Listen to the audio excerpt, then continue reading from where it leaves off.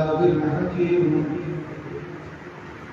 فكان للناس عجبا أن أوحينا إلى رجل أن أنذر الناس وبشر الذين آمنوا أن لهم قدم صدق عند ربهم قال الكافرون إن هذا لساحر مبين إن ربكم الله الذي خلق السماوات والأرض إن ربكم الله الذي خلق السماوات والأرض في 6 أيام ثم استوى على العرش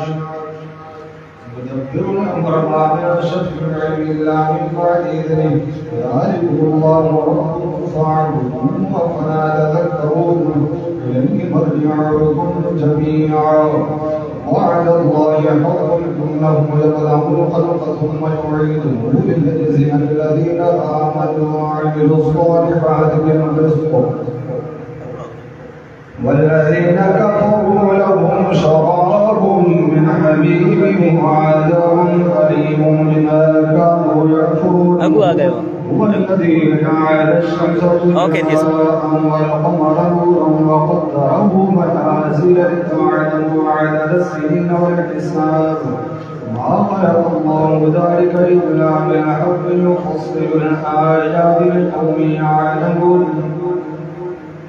إن في اختلاف الليل والنهار ما خلق الله في السماوات والأرض لآيات لقوم يتقون إن الذين لا يرجون لقاءنا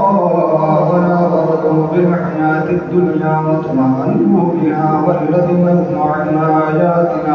غافلون أولئك مأواهم النار بما كانوا يكسبون إن الذين آمنوا وعملوا الصالحات يهديهم ربهم بإيمانهم وتجري من تحتهم الأنهار في جنات النعيم دعواهم فيها سبحانك اللهم وتحيتهم فيها سلام وآخر دعواهم الحمد لله رب العالمين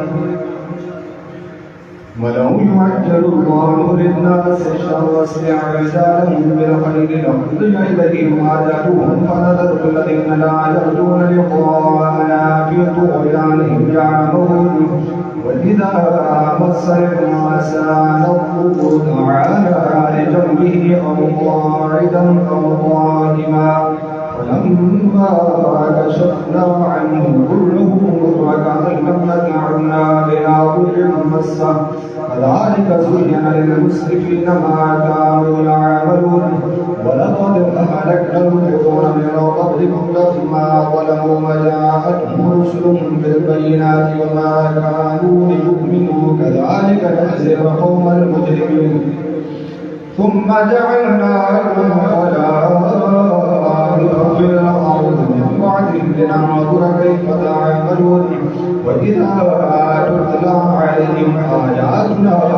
بينات قال الذين لا يرجون لقاءنا ائت بقرآن غير هذا أو بدله قل ما يكون لي أن أبدله قل ما يكون لي أن أبدله من تلقاء نفسي إن أتبع إلا ما يوحى إلي إني أخاف إن عصيت ربي عذاب يوم عظيم قل لو شاء الله ما تلوته عليكم ولا أدراكم به فقد لبثت فيكم عمرا من قبله أفلا تعقلون فمن أظلم ممن افترى على الله كذبا أو كذب بآياته إنه